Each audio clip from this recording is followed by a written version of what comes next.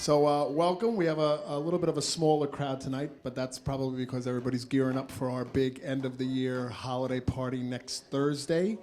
And that's on December 21st, next Thursday at Il Bacco, which is a WRC favorite. So again, if you're interested in attending our Christmas holiday party, you can pay for the party tonight. You can see the girls in the back, and they'll take all your money. And Maria will take more of your money because we're doing a 50-50. So, you know, we're just going to take all your money, and we promise you a good time in exchange. So, again, our Christmas party is next Thursday. If you're interested in attending, Vicky will give you all the information you need. Also, it is the end of the year, so we are going to talk a little bit about membership renewals. If you're here and you are currently a member and you're interested in renewing your membership for 2024, you can see Lori at the front desk on your way out or at any time throughout the night. If you're here and you're not a member, excuse me.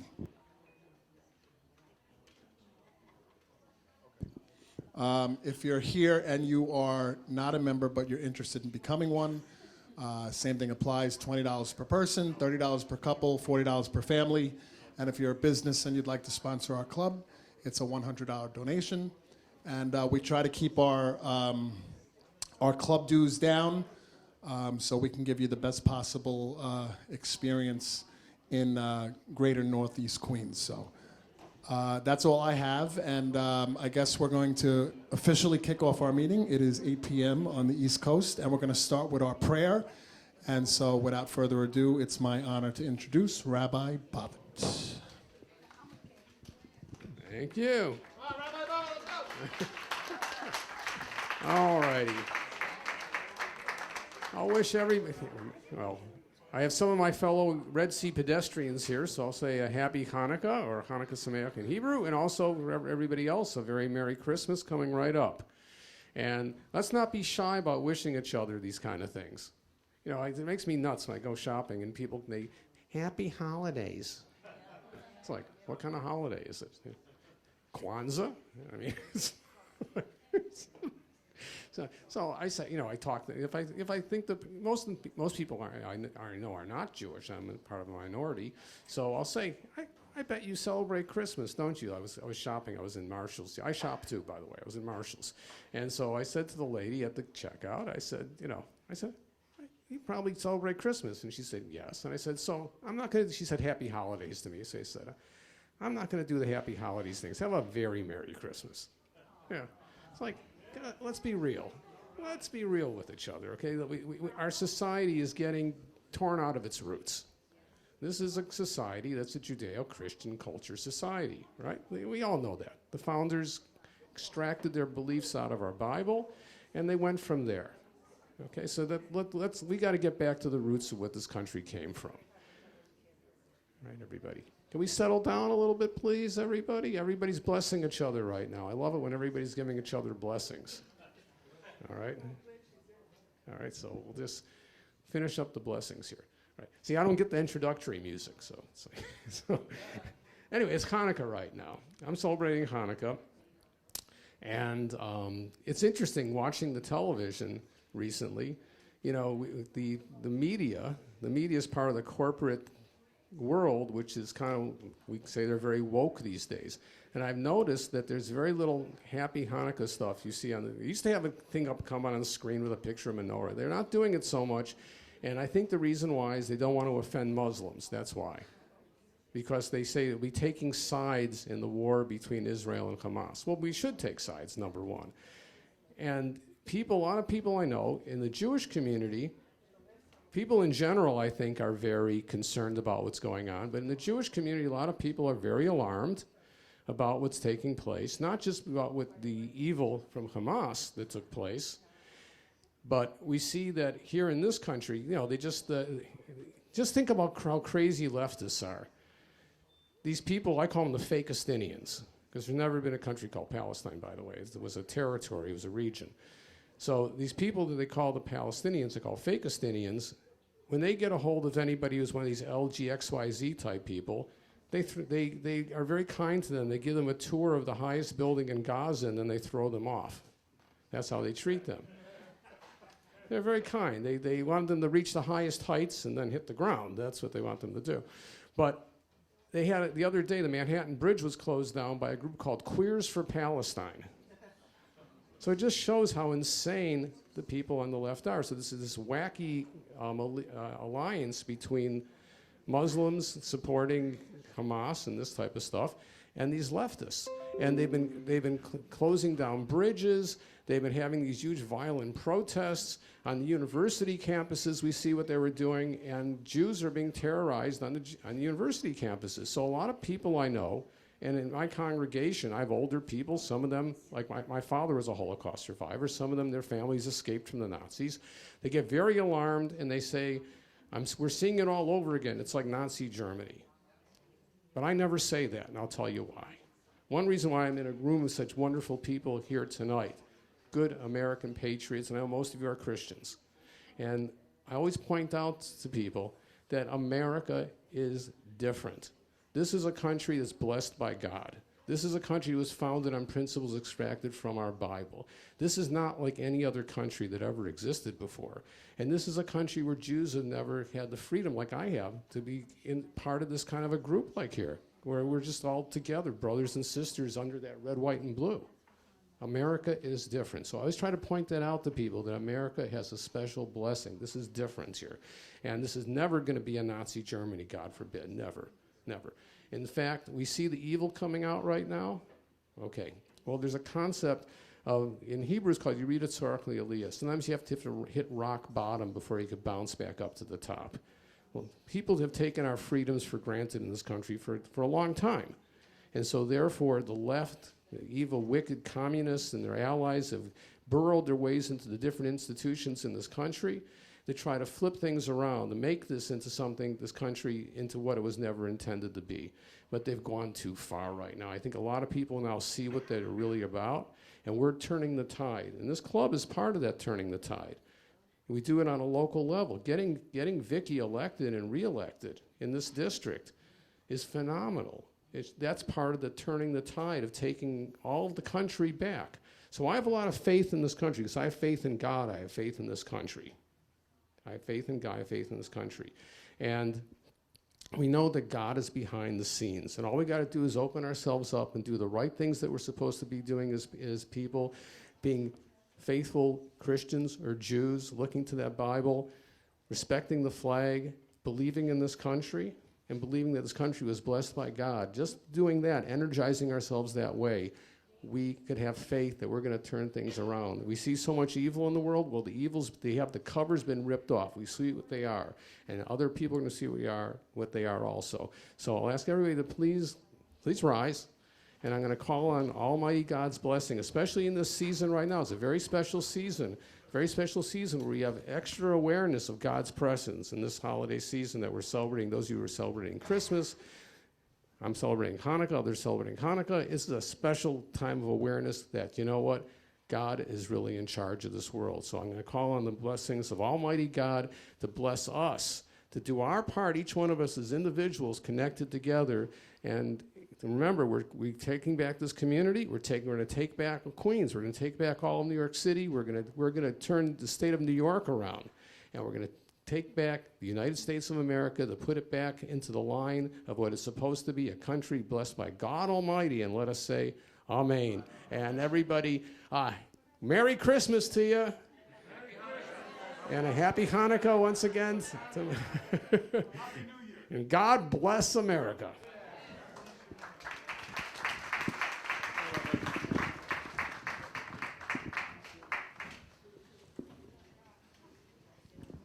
I was eating a munchkin, I'm sorry. All right, if you kindly stand for the pledge. Come on, we know this. Let's go. In one white stone, united voice, I pledge allegiance to the flag of the United States of America and to the republic for which it stands, one nation, under God, indivisible, with liberty and justice for all, born and unborn. Now you can sit.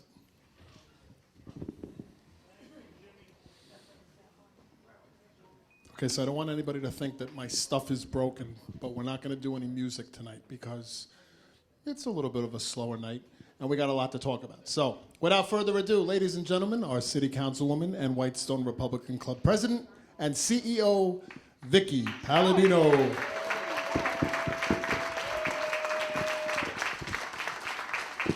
I'm a CEO? Oh my goodness, that's so no. Oh my goodness. Well, there's no music tonight only because we're a very intimate crowd. And as you all know, we're having our Christmas party is next Thursday. So anybody who did not know, it's at El Baco. What time does it start? 7 o'clock. I guess you're coming.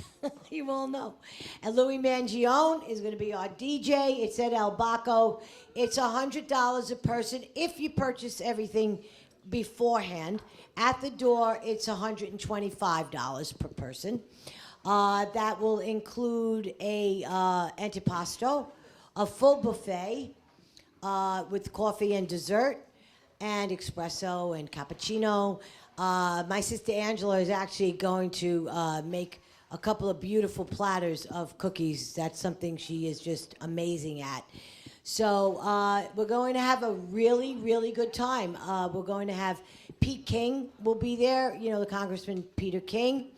We have Andrew and Mrs. Giuliani coming. Possibly Rudy will be there. We also have assorted others, dignitaries, that will be gracing us. COBA, my correction officers, also will be there. Young Republicans, Gavin Wax, will be purchased. He had purchased a table as well. We have quite a nice crowd coming. So ladies from Bridge to Life will be there. It's going to be a really, don't let tonight's quiet. I need the quiet. It's been an exhausting 6 weeks coming off of the election, and I just wanted to do this tonight just to get together with some of my closest friends and talk about what's going on. And as I was saying before, if anybody wants to purchase a ticket ahead of time for next Thursday, I have Alexis there and Costa, and you could do it online right there tonight.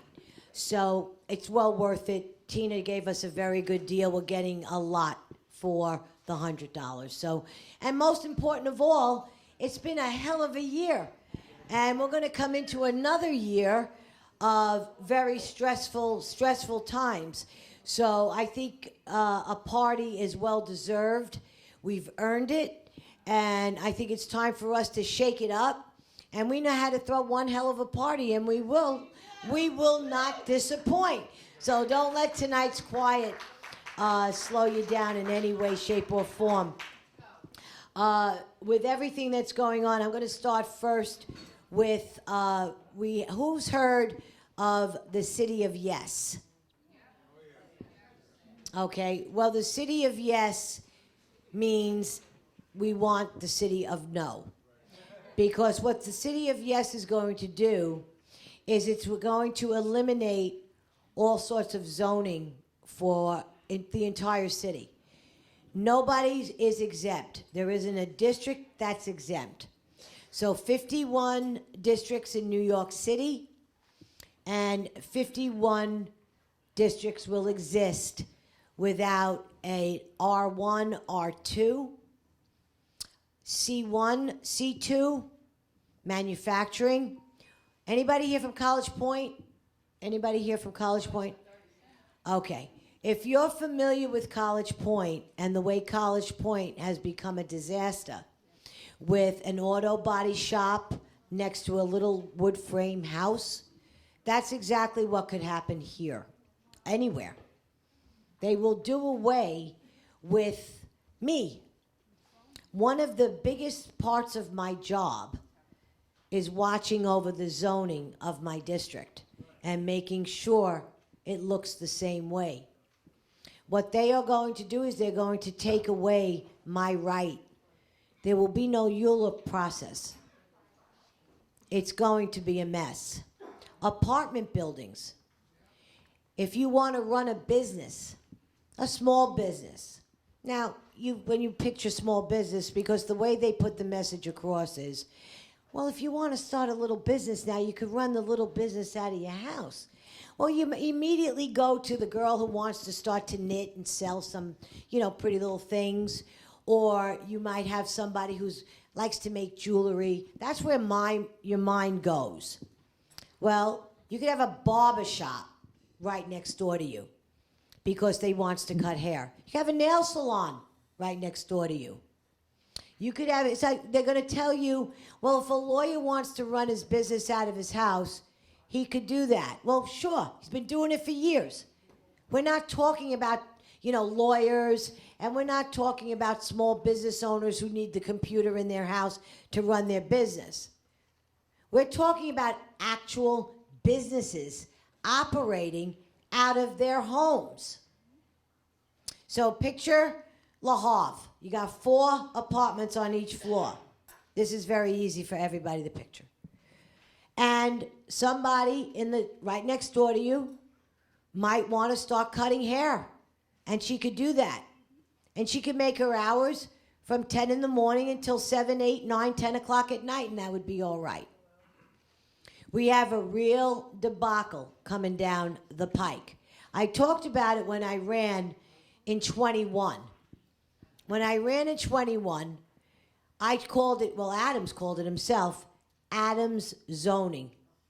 Now, I had copies made up right off of Eric Adams' website, and I went around to some doors I'll say directly, to Douglaston.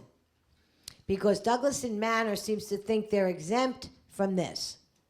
So when I knocked on a few doors, and I said, you might be interested to know what Adams has in mind for this district and all districts. And I handed them the piece of paper, several pieces of paper, and they, liberals, off my porch, you're a liar. And that's what they said. I said, well, do me a favor. Call me names. That's okay. Take the paper, because this comes directly off of his website. If you don't want the paper, that's fine. Go to his website and read it for yourself. And you will see, oh, no, we're a historic district. Well, let me tell you something. If you think historic districts are going to last in this man's city, you are wrong. And the next thing is, Adams is in a little bit of a tight spot. No, do not get excited. Do not applaud that.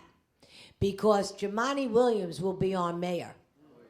He will be our mayor if this man... Now, Eric, part of Eric's problems are that he cannot stay in the middle.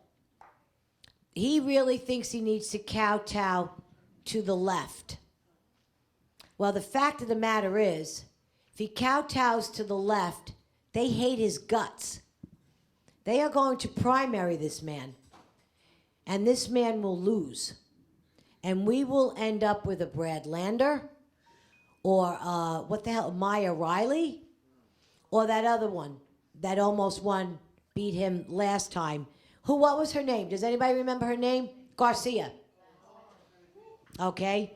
She came this close to being the Democratic nominee for this job. So Eric might be in a pickle, but I'm going to tell you, it's a political frame-up. The left hates his guts. They want him out. So now, because of several missteps, I don't know what they are, and I don't know what's going to happen, but I can tell you this. Our city is a mess, and we need stability. And right now, we cannot afford losing a mayor who takes time to listen to me, who takes time to listen to the Republicans. We also have, the Democratic thing that he's got going over there, the Chancellor, David Banks. He took a private meeting. And you don't get what I've gotten from this mayor. It's a very open door policy. I'm being more than honest about it. We may not like his policies in total, but there is a lot about his policies, if he had the guts to stand up for what he really believes in, he would have been, and he can be still, a decent mayor. But until they keep pulling him this way. We had this week a budget hearing. This budget hearing that we're facing right now, because they're going to be cutting everything. Everything's getting cut. Now, the reason for the cuts are because of the migrants. It's as simple as that. This meeting was 11 hours long. And I listened to the first 5 hours. My hand went up the first half an hour. The first half of the meeting was 5 hours long. And I listened to a bunch of crybabies talk about how they're going to take this away and that away, and condemning the mayor and his OMB director that was there, crucifying him. And I was waiting to get my turn. I'm making my JIP notes because I was home.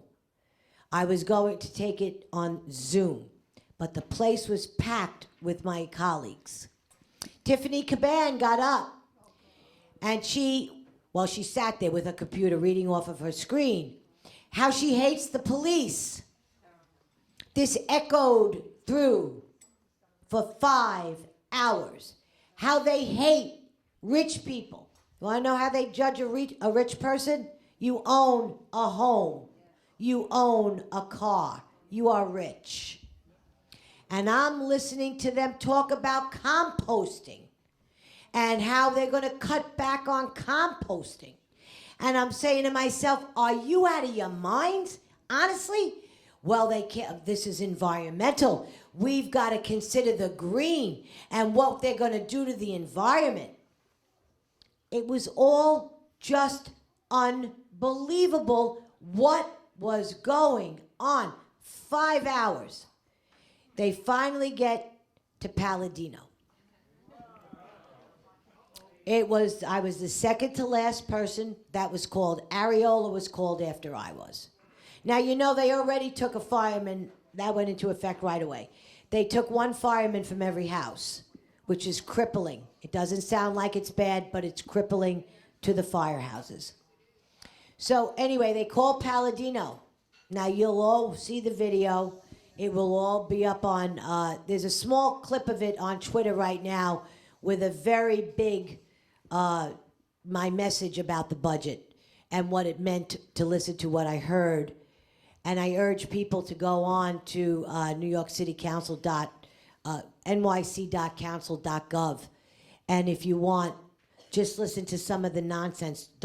It's like needles in your eyes. Don't listen to the whole thing. Just go to Tiffany Caban, go to Sandy Nurse, go to some of the real buttes that you got there. And then when they called me, I said, okay, thank you, Chairman. Now, mind you, when you're on Zoom, you don't see any faces. So it's very difficult because I'm not there in person. So I'm standing in my kitchen, and I said, thank you, Chairman, as I want to thank the director of OMB for your patience and your putting up with this crucifixion that you've been going through now for the last 4 hours and 55 minutes. But I'm here to tell you that what we're listening to here now is nothing but a bunch of whatever I said. And I also said that my colleagues in council will not admit for 1 second the reason why we are in this mess is what we've been talking about for the last 4, 8, 10, 11 months. $4 billion, which is way past $4 billion because we're 7.2 over budget right now. That we got to fix this problem in 37 days. And you're whining. That's enough, Palladino. Yeah, Justin Brennan. Cutting me off before my 2 minutes. That's enough. Do you have a question? We're taking questions. I said, no, Justin. I said, I have a statement, as always. So he says, well, you're finished. Because unless you have a question, there's nothing left for you to say. I said, oh, really, Justin? Is that so? Now, mind you, I'm not there. So when I watched the video and I actually saw it for myself and heard my own voice, I says, that you and those like you, with Adrian Adams elbowing him, saying, cut her off, cut her off. Okay? It's because of people like you. I'll get off, I said, but it's because of people like you that New York City will never have a balanced budget, not ever. Because you people seem to think that so long as we keep giving it away for free, that it's not going to fall on the backs of the middle class while you condemn the upper middle class. So I'll get off now. And I got off. And now it's going to go viral because I put that son of a bitch in his place and I don't give a shit what anybody says. Justin Brennan is a very nasty, nasty guy. Just look him up. Big guy, bald head, bully. He doesn't bully me, and he knows it.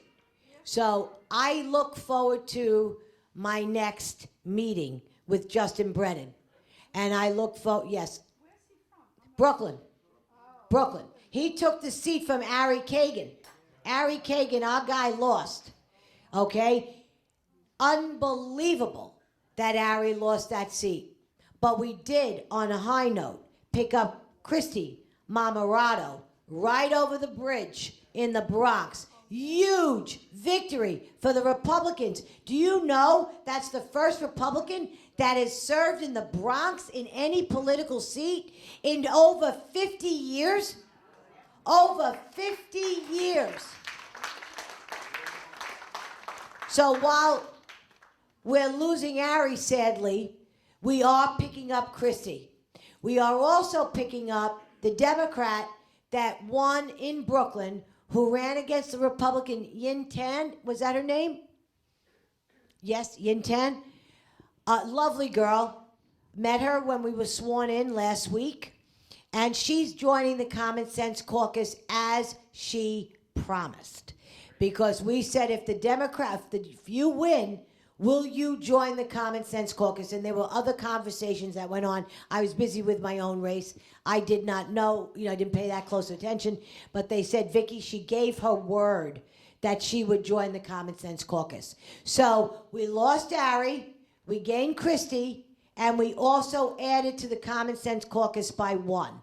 So and let me tell you, we're really shaking things up. I'm not going to take any questions right now. We're really shaking things up as far as our numbers go, but not just our numbers. This is, and I've said this all year, I've said it for the past 2 years, this is the most powerful minority they have ever had. They don't know what to do with us because they cannot shut us up. So now, what they're doing right now is they're picking committees. Now, you all know what happened with, I was on the mental health committee. And, of course, because I didn't fit their narrative, much like on Monday when they had this budget hearing, or Tuesday, I was not saying what they wanted to hear. So, off with her. Off. The same way they did with me with the mental health committee. So now, today, I was asked to stay quiet about this Justin Brennan thing, although it already went out on Twitter. But we don't want to ruffle any feathers. This is coming from my own side. Because we really want to see you on some good committees. As well. Let me tell you something about the committees. Now, these are my politicians, my people. And the fact of the matter is, these committees don't do much. Nothing at all, to be perfectly frank. You'll get the agenda the morning of or the night before. Now, you would think if I was a chair, what I would be doing is I would figure out what I'm going to discuss. Then I would put my actual committee together so that we could discuss what we're going to discuss at the committee hearing. None of that happens. So here you are on a committee. You have no idea what's going to be talked about until that day. And you go to the committee hearing, and your committee chair picked, because you don't know what's going to go on, that committee chairperson actually picks who's going to speak at the hearing, at the public hearing. What are you talking about? How does this work? How do you expect to get anything done here at all? Well, this is the way it's always been done. I says, well, it's broke, and it needs to be fixed. So let's see what committees I get chosen for. I want to be on the Education Committee. We'll see. We'll see if Her Highness, Adrienne Adams, puts me on that committee. Joanne Ariola is going to be meeting with her tomorrow, and a lot of things are going to be discussed. But that's what they're toying with now. They're also, as you know, we're coming to the end of the year. What happens at the end of the year? They try to push through whatever they could possibly push through before December 31st. So, what we have coming up is a tech committee hearing this Friday. And it's to discuss the NYPD bills that are being heard this Friday. They want to limit the NYPD's use of facial recognition technology and surveillance technology. It would force the NYPD to publish a policy on how they use facial recognition and technologies. These bills heard on Friday would force the NYPD to disclose all the technology they use to conduct investigations. Big, black, bold letters.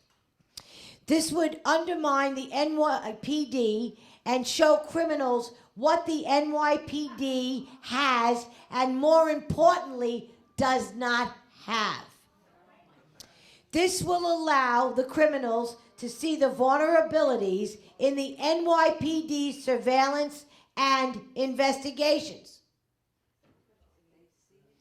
Intro 586 will be voted on next Wednesday at our stated meeting. It would require the NYPD to record every single interaction that they have with civilians, including when they simply give them a simple hello, or if a tourist asks for directions. What does all this mean to you and me? So if you don't think the police are doing their job, it's going to get worse, because they're going to have to fill out forms. If they stop me on the street and say, hey, Vicky, how are you? They got to go to their car and say, I interacted with Councilmember Palladino to say hello. If a tourist asks for directions, how do I get to Rockefeller Center? They got to ask the tourist for their name. And they got to fill out a paper. Who wants to be a cop today? Now, for the first time in New York City's history, we are going to drop below 30,000 active officers. We are going to drop as low as 28,000 officers in the city of New York that are not allowed to do their job. They are just part of the administration. They're just nobodies, nothing. How demoralizing is that? Now, one thing with the budget cuts. We are not going to see a graduating class out of the police academy. This is the way. Now, mind you, my colleagues didn't mind that. They're happy. They want it this way. We're not going to see a graduating class for 4 years. So how are we going to replenish what we have lost? We're not. migrants. So, off of our backs, more comes. Now, I introduced 1222, a feasibility study which has to do with Local Law 97. This bill would require the city to conduct a feasibility study on the impact of Local Law 97. It would elevate two aspects of the law. First, the financial impact of required upgrades. Second would be the impact of the electrification of these buildings that are on the grid. This would also delay the implementation of Local Law 97 now by 2 years while the study is conducted. So that's one of the pieces I put in. Also put in a ban on the e-bikes. Intro 1267, to ban them from going into the parks, because my colleagues think that electrical vehicles should be in our parks. So you're looking at these maniacs on their scooters, and be a mom in a park with 2 little kids, or one or whatever, walking your dog, and this maniac comes by and knocks you down. This is what is going on right here, right now. Now, we know what took place, sadly, on October 7th. I don't know how many of you have seen me on TV and on news shows or on radio, but I talked about Hillcrest. I talked about what went on at that particular school. It's Gennaro's district. He got very upset with me. He sends me a text that says I have no business in his district. And I said to him, do your job.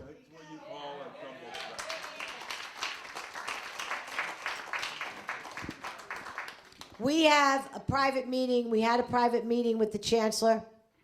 We explained to him the very valid fears that we have.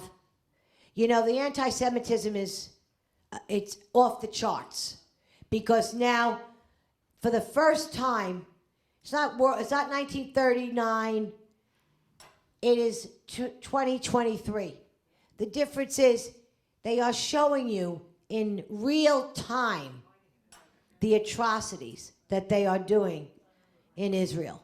Nothing's underground. Everything is for you to see. So when I go on a news show or I do any kind of television or radio, I talk about that. We talked about it at the budget hearings when the OMB director said, where's the money going? We have protesters all over the city. This is overtime. We need to pay our police. You see, this council and the city that we presently exist in thinks all of these things under the guise of freedom of speech is okay. Preaching hatred and killing is okay. It's 2020 with a slightly different light on it. It's got a blue and white light now for Israel. So Hamas is a terrorist organization, and we are allowing these people to march through our streets, take over our bridges, do sit-ins, take over Times Square, scare the hell out of our tourists. This is what's going on in our city right now.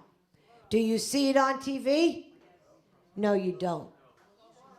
You'll see it on social media. And you will hear it on Newsmax, and you will see it on some Fox TV shows. I will say this, that while I have a voice, I will continue to speak, and nothing will shut me down. My Democratic colleagues, those who are in this area, the Mark Weprins, the John Lews, the Ed Braunsteins. Now, I get along with all these guys. You got to understand something here. This is politics now. It's different. I need what I need. I get what I need. However, when it comes to the subject of this, for them to stay quiet, because they're all like, yeah, Vicky, you're doing great, a pat on the back. Yeah, why aren't you? Why aren't you? Now, the Jewish Democrats, those hellfire liberal Jewish Democrats, are like a ship without a port. Because now, how could they possibly be a Democrat? How?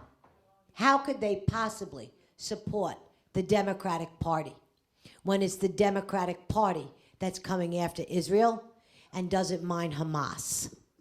They are perfectly okay with the terrorists. They think it's good. Not to mention what could possibly happen in this city that we exist in right now with terror cells. Because if you don't think they're planning something, and I know the group I'm talking to, you're way too smart, you know. It's not a matter of what, it's a matter of where and when.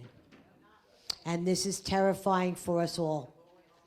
And they want to defund our police, and actually they came this close to dismantling our anti-terrorism unit. So, this is what's going on. What else did I want to talk about? I want to go back to Hillcrest High School. I want to go back to the chancellor. I talked about the anti-Semitism. It's not just that. Our kids are running on high. High. I told them, there's smoke shops. They're stoned when they go to school. They get stoned when they're outside of school. And yet, we are allowing these smoke shops to exist. With no regulations, no nothing. What are we going to do about it? We also have a lot of retired cops that come to my office. I've had meetings in 2 years. I've had quite a few. They have offered their services to sit in a school for free. For free. They will take the school safety agents, which, by the way, we're not going to have any more of them either. They are willing to sit in a school as the people come in for free so that they can watch what goes on in a school and be ready and able should anything occur. If any of you saw the video of the kids attacking the security guards in Hillcrest High School, you will understand what I'm talking about. 400 kids caused a riot in Hillcrest High School. They were all on their phones. They mobilized inside of a day or two. Some that morning to get this teacher fifth period. 400 kids ran rampant through a school. They had to physically remove her, the police, down to an office, a secured office, out of her classroom, because they put her picture up, they put the room number up, and then they escorted her out of the building. Well, these 400 kids, some of them were, get the teacher, get the teacher. What would have happened if they actually would have gotten the teacher? What would have happened? They possibly could have killed her. So we're telling this to the chancellor. And the chancellor's reply, and I spoke to those at Hillcrest, some of the people that I happen to know. They were in the building. And I will give the chancellor that right when he said a lot of them, because I had my ear right there, so I know what he was telling me was true. A lot of these kids just joined the mob mentality. They just joined and went along with it. So but that doesn't matter, I said. It doesn't matter. The fact is that anger that is inside of them, that hatred that we are just fanning the fires of with this woke agenda. This woke agenda is killing our kids. And unless they come from stable homes, and most of them, sadly, do not, this is what you get. Because when you start the indoctrination process, and you take God, whichever God you choose to worship, out of a classroom, because we always had a moment of silence after the Pledge of Allegiance, and you take the Pledge of Allegiance out of a classroom, and you take my country, 'tis of thee, out of the classroom, this is the end result. They are killing our kids. Do you think they want me on the education committee? Do you think? Well, the good news for all of us here in District 19 is Vicki runs her own little world. This is Vicki's world. You hear Jesse's world? This is Vicki's world. So what Vicki does is Vicki operates in her office. And I have my own meetings with my police, my own meetings with my teachers, with my principals, separate from my teachers, my principals and my teachers together. I also have my superintendents there with their principals, or my superintendents there by themselves. That's how I do things, because this is our little world, and I will make sure, so long as I'm breathing and holding office, that this is exactly how I will try my damnedest to keep us as best as I can. But this is thank you.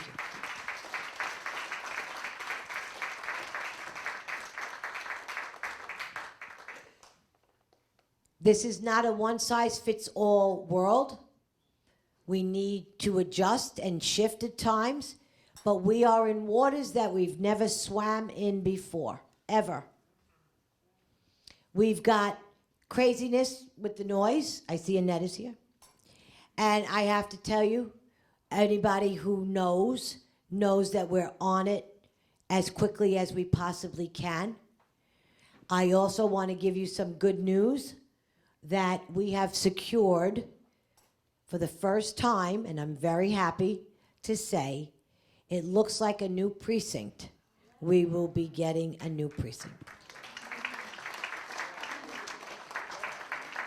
For the first time, we got a letter with verbiage that states, never has this been done, because this will only be the second new precinct in the entire city in forever, because Rockaway's getting theirs, because our borough president comes from there, and they needed it, but he tells me, Donovan, it took me 24 years to get this precinct. And we're getting it. They're gonna open it very soon. Where? In the Far Rockaway area, South Queens. Not. You said two? Me being two. That would be me, but that's not happening here now. Rockaway took 24 years. Donovan Richards area. There's only been two precincts. One now, and now us, would be number 2. In Whitestone. It will be in Whitestone or College Point. All right, but let's not jump ahead of ourselves. I got the verbiage that we needed. I got everything that we needed to secure an exploratory. This is unheard of. So this is one if you know how hard this job is, you would know how hard it was to get even so much as this. But this does not come without attachments. One of the main reasons for getting this is because of the soccer stadium that it will be going in by Shea Stadium. City Field. Sorry. My age is showing, and I don't care. All right, how many people here know Shea Stadium? I do. All right, there you go. So, anyway, but that's, we're talking about they are creating a whole nother neighborhood there. So, it's not just a neighborhood, it's going to be a city inside of a city. That's going to include 2,300 low-income and affordable housing.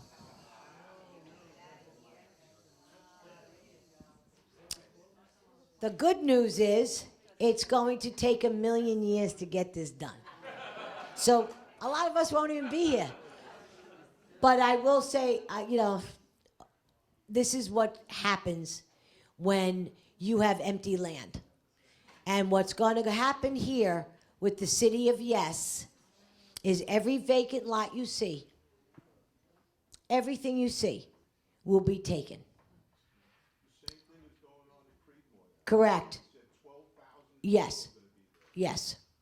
This is going, and I wanted Creedmoor. I had my own plans for Creedmoor, and there's plenty of acreage left. Creedmoor is huge. The state is gracing us 57 acres out of the 200 acres or 100 acres, whatever it is. When I first came into office, I had my own, and I'm sticking to it. I'm not giving it up, because we need to do something with our own homeless and our own drug addicted. What's that? They're building a migrant center on 6th Avenue in the National Guard place. No, they're not.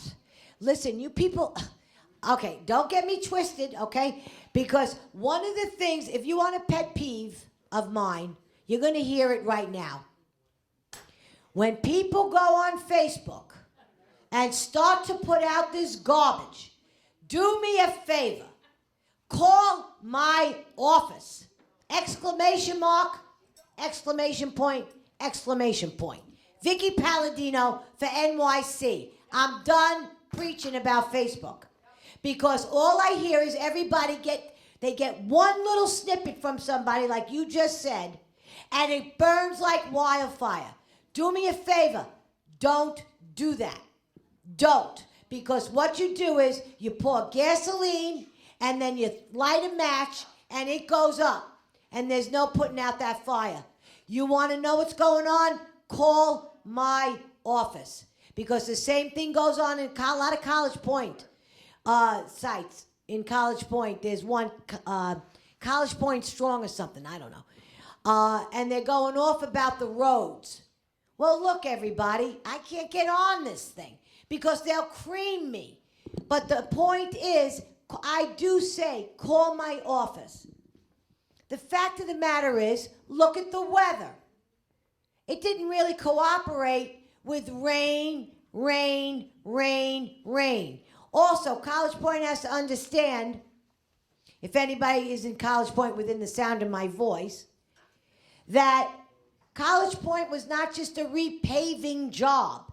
It was a $200 million sewer job. It meant replacing, I went through this all with you for 2 years. The point is this, we have made headway in College Point that no one else has ever done. And the only thing that needs to be done is the boulevard. And they cannot pave if the temperature drops below 45 degrees. That's the simple truth of the matter. So yes, paving and everything will resume as soon as the weather allows, which will be in the early spring. I wanted it done more than anybody, maybe as much as the people who live in College Point. I wanted it done by mid-November, right before Thanksgiving, as promised. But I could not tell God, don't let it rain, okay? I just couldn't do it. I tried, I really did. I said, please, please, God, don't let it rain. If you think I'm kidding, I'm not. It's got to get done, okay? But it rained anyway. So, what about with the libraries? We need the funding for that, too. Well, they cut the funding for the libraries. And you know what? I'd rather have my police intact. Libraries are great. They're going to be closed on Sundays. Deal with it. That's all I have to say about the libraries. They're closing them on Sundays. Everybody will have to figure out, what they want to do. So don't visit the library on Sunday. Stay home. Or go to church. Go to synagogue. Do whatever you want. Okay?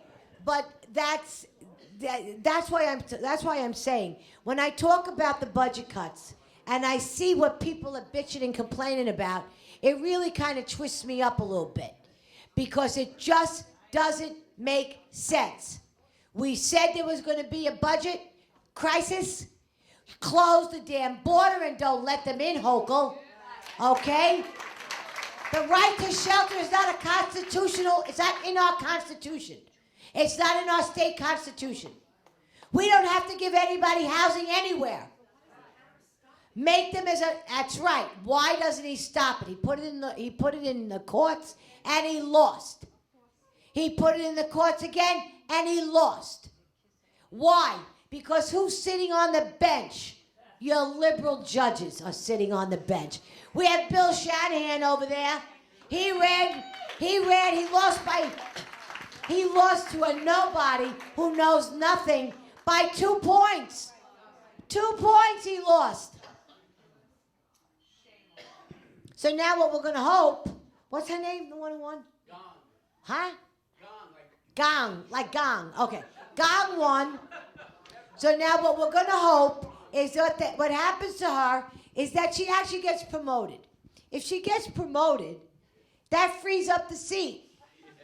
And Bill could run because that's a 10-year span.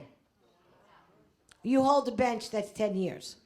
So what I'm saying is, Bill, you got to come back. You promote Gong.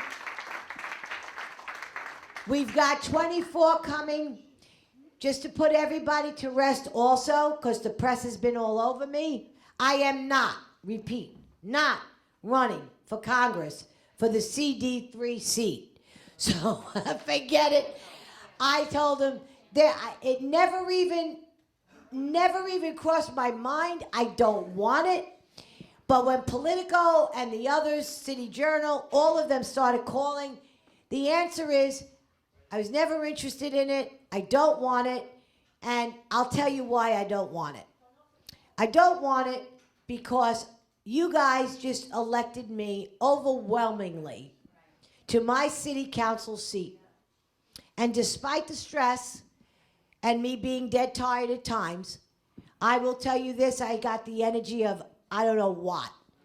And you guys voted overwhelmingly for me, and I would never let you down. And that is why I will not seek Congressional District number 3. I just won't do it. And we have to wait and see. I hope to know by Friday who they're picking. And we'll see who the Republican is going to be. I will tell you, Tom Suozzi is the Democrat choice. He will be the one running on the Democratic side.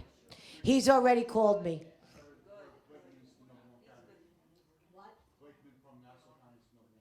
I have no idea, Joe. We'll wait and see Friday. I have no idea. So, as it goes, that about ties it up. We had a great year. We had a great win. We're coming off, a little bit of a bumpy road. But in 24, we got to batten down the hatches because this is going to be the fight of our lives. Trump is running. We were at the gala on last Saturday night. The YRs had a hell of a party at Wall Street. Cipriani's on Wall Street. What a wonderful, wonderful night that was. Trump was there. It was phenomenal. He sat and stayed the entire evening. He ate dinner. Rudy was there. Bernie Carrick grabs me by the back of the neck. He says, hey. Hi, Bernie. He says, you're making hell. You're raising hell. Don't stop. So I said, I have no intentions. Rudy, of course, my girl Vicky, this is my champion. You are our hope. It was a phenomenal, phenomenal night. And then our president, and I still say our president. I still say our president. He gets on that stage, boy, and you just feel the whole room.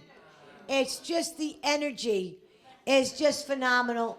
And you know what? To all those people who are still saying Nikki Haley and are still saying whoever else, I don't even know, because I don't watch any of it. Here's how it goes. The only person, in my opinion, at this point that's going to save our country is Donald J. Trump.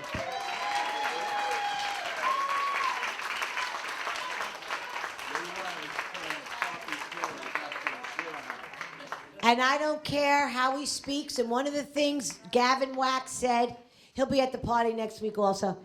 He's brilliant, this guy. Absolutely brilliant, off the charts.